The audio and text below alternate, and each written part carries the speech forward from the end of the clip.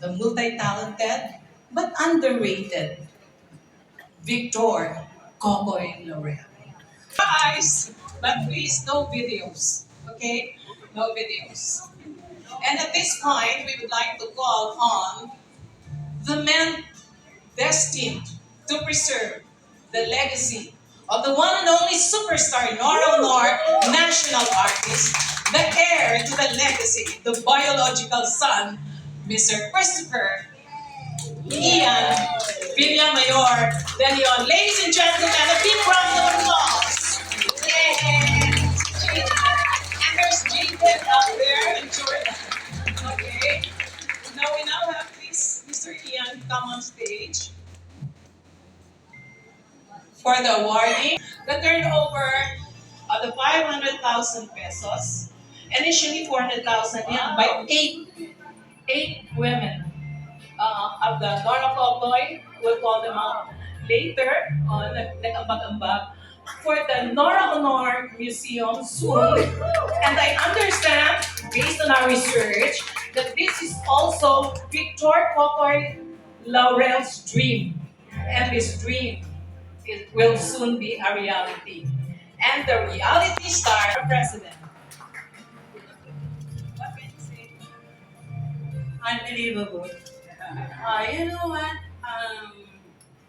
When Connie po told me about the museum project, first I discussed to my group, to my member, parang hindi ako makakapaniwala because it's a big amount, right? And then the story, I give you a little bit. For the Nora Honor Enterprise for granting us the license to come up with this. Okay, thank you so much. We now have the symbolic turnover of the 500,000 pesos to the Nora Honor Enterprise and the Nora Honor Foundation and the turnover of the deed of donation. Actually, I signed in your behalf.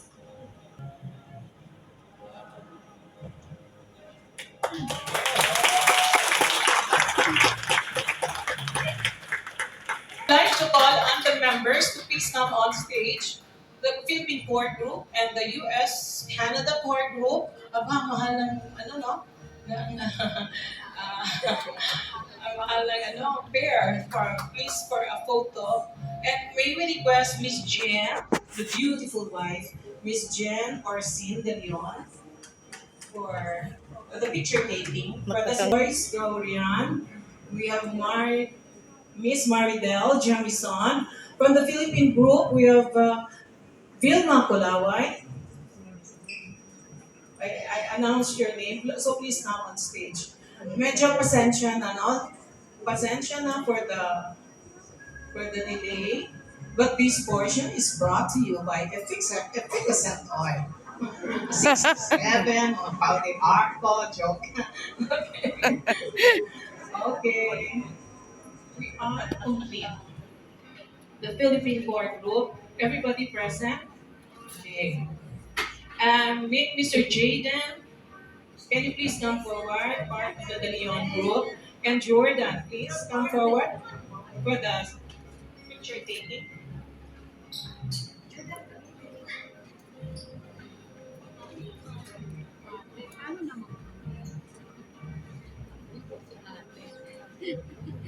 Tumayo pa tayo.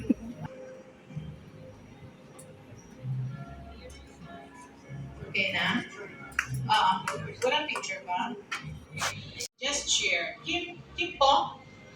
Okay, and Maja. Okay, thank you so much. Job well done. Okay, thank you. And thank you for coming all the way from wherever. Lahat bago tayo nagkita, after we did it. And show, if I call this a show, but this is history really, is the turnover of the Maria Clara painting. Wow.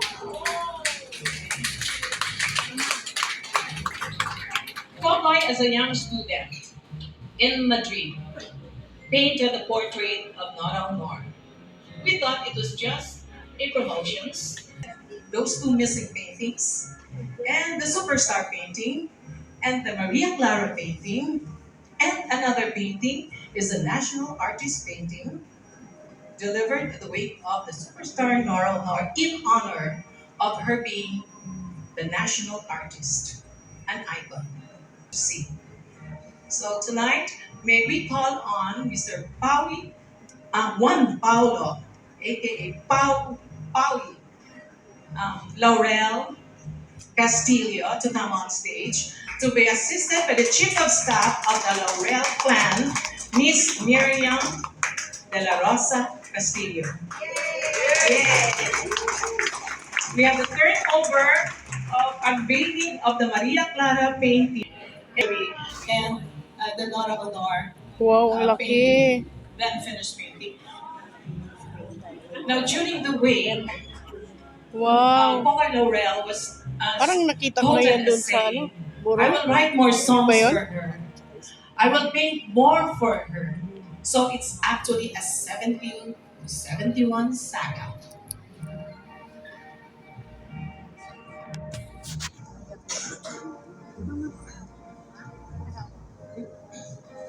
We would like to acknowledge also Susan Agudok and Gigi Agudok out there. Thank you so much for being a close friend of the De Leons and also especially Nora.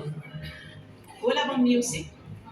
Ladies and gentlemen, the turnover of the Maria Clara painting from the Laurel family to the De Leon family. 5, 4, 3, 2, 1. Wow! Beautiful. Wow! Priceless. Wow! Sino pintahan niya? Ang galing! Hindi pala yan ang nakita ko dun sa ano. Iba yan. The Maria Clara painting Galing! Ang ganda ni ma'am. placed at the Laurel Mansion in Laguna, and it shows how the Laurel family deeply loved and honored the superstar. Thank you so much. This is just the beginning of Wow! beautiful things to happen for the Nora Honor Museum. Yeah. Maraming salamat po sa mga nandito. Hey guys, okay there? Okay naman po tayo dyan. Are you enjoying so far? Okay. Yes. Love you too. Mahal na mahal ko po tayong lahat, yung mga nagmamahal kay Mami. And sa totoo lang po, after she passed away, yung pagmamahal na naramdaman ko from everyone that loved and loves her and will love her, damang-dama ko ngayon. Nung nabubuhay pa siya, nakikita ko na ang mga tao, mahal na mahal siya. Nakikita ko lang.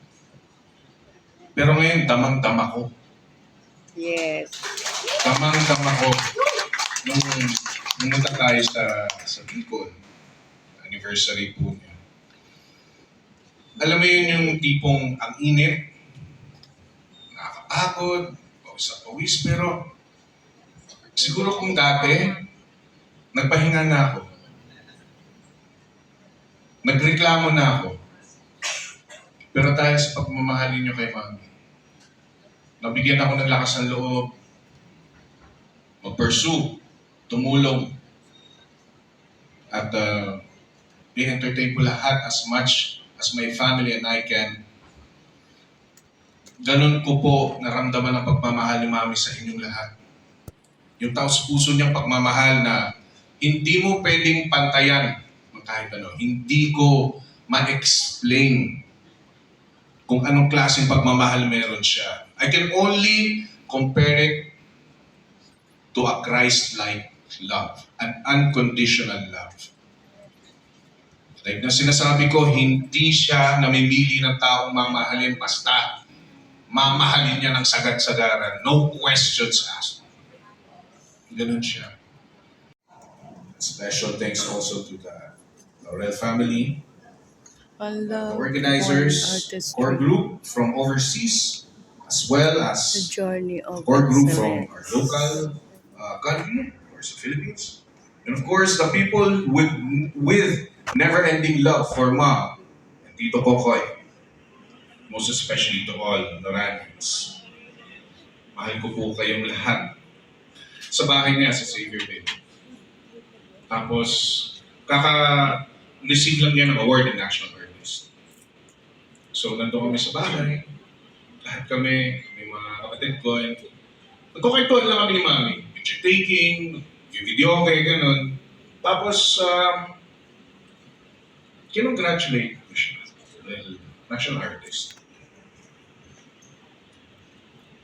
Nagulat ako sa reaction niya. Imbis na, thank you anak, thank you anak.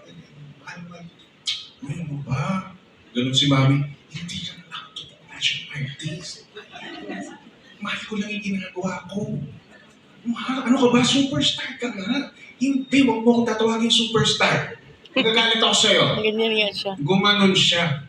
So, alam mo yung na-realize ko na hanggang ngayon, hanggang sa huli, ang nag-iisang Nora Honor, hindi niya tinuring sarili niyang superstar, National artist.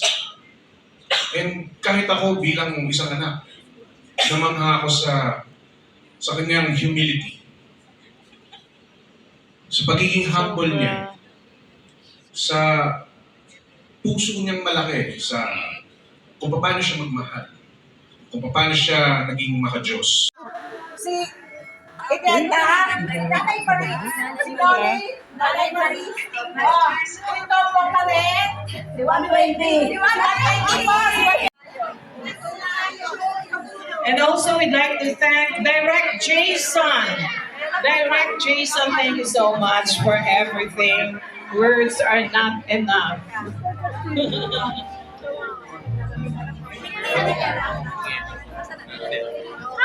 Direct Jason Donato for your services regarding Asa na si Yuki? Hindi ba sumunod? Andun, nagpa-picture kay Ian. Is Direct Jason. Also, we are thanking Sis Nagpa-picture kay Ian. Kites! Andun. Ayun mo. Puntahan mo kasi.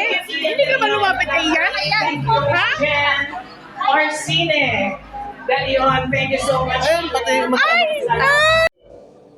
Iba naman ang close na magkakaibigan sa close na sila, di ba? Kala mo talagang ano sila, friends na, ko. Siyempre mag-ano na yung sila friends ko. Hindi naman tayo mga bata na parang ikwento natin siya.